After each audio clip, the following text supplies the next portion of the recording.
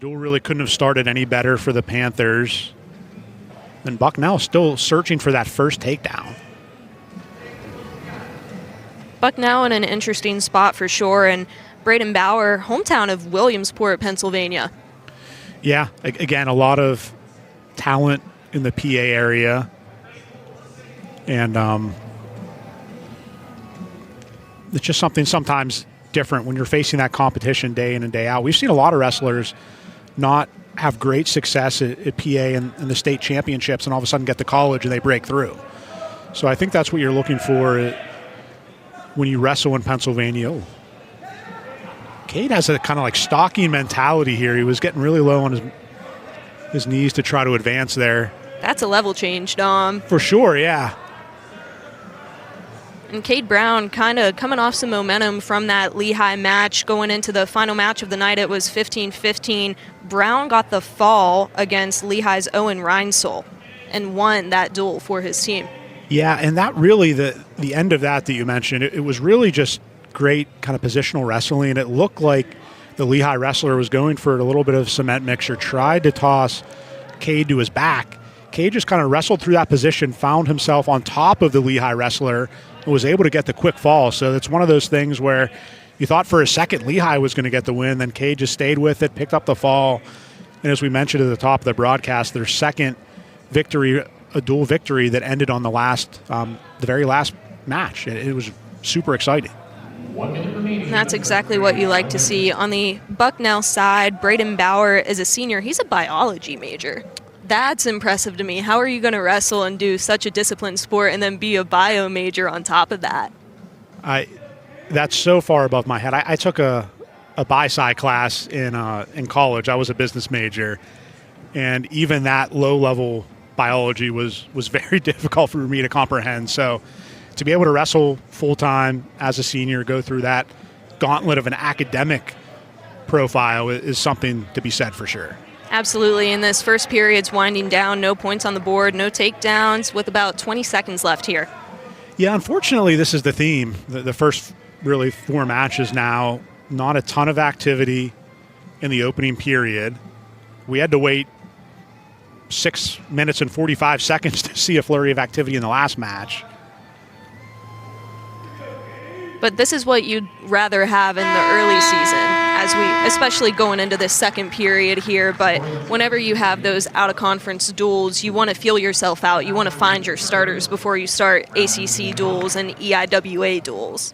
Yeah, it's an important point for sure. You want to test yourself against teams that you're not going to see, or if you do see them again, it's probably going to be in the NCAA. And for the Panthers specifically, it looks like we might have a little bit of blood time here. So for the Panthers specifically, I think we've seen a lot of good things. We've seen that they've been good in the top position. When they've had to come up with a takedown, they've done that. So I think that's been the difference in the duel so far. They have 3 takedowns. Bucknell has 0. In today's day and age of wrestling with a 3-point takedown, it's very difficult to win unless you're getting to your offense and really continuing throughout the 7 minutes. Right. Changing from a 2-point to a 3-point takedown has been a game changer, especially for defensive wrestlers, as they have to adjust their style completely. Yeah, absolutely. And to be honest, Pitt has always been, under Gavin, a really good defensive wrestling team. They had some great individual defensive wrestlers. We'll see a couple later today, like Luca Augustine at 174 for the Panthers is very good. And sometimes it's difficult to change your style. You want to be kind of true to yourself, but you also have to be aware that when there's more points available, sometimes you have to be a little bit more aggressive and maybe put yourself in a bad position or two. Right. Now, in the second period, Cade Brown up 1-0 after his escape, chose to start on bottom here.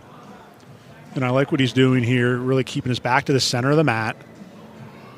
He's really never been in danger so far throughout this match.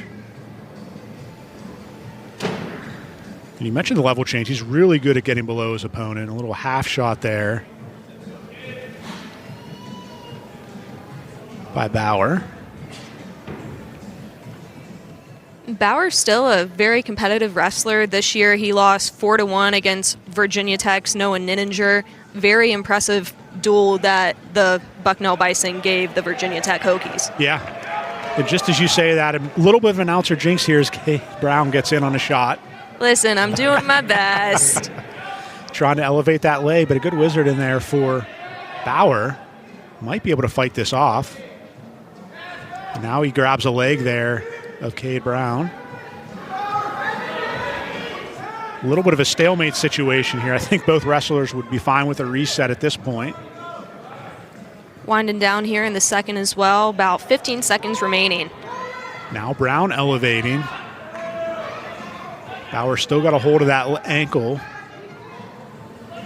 It looks like at this point we're just going to finish the period with no points. No announcer jinx for you as we head into the third with Brown up 1-0. Yeah, there we go. And we're in for another kind of exciting third period here. We've seen a couple of them. Bauer with 25 seconds of riding time, so currently not in play. We'll get another chance here to see if the Panther wrestler, Cade Brown, wants to ride on top here.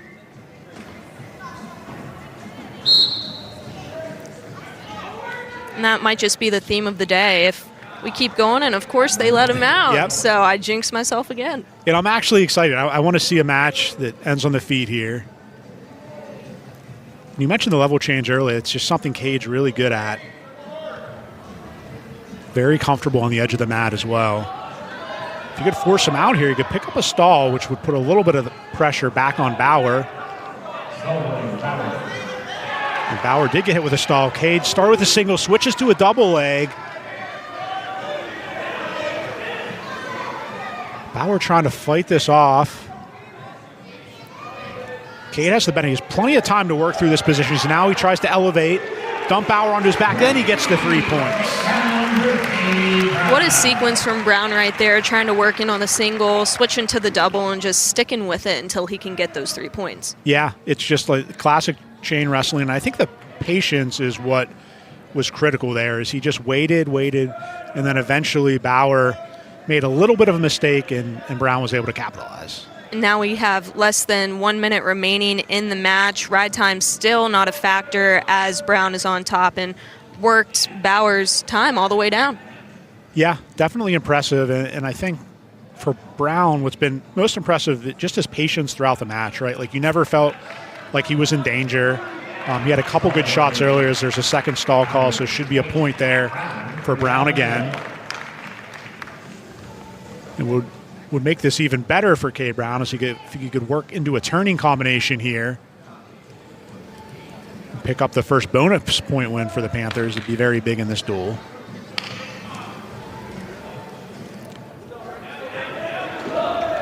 Brown just holding on to that leg. We got a stall count there.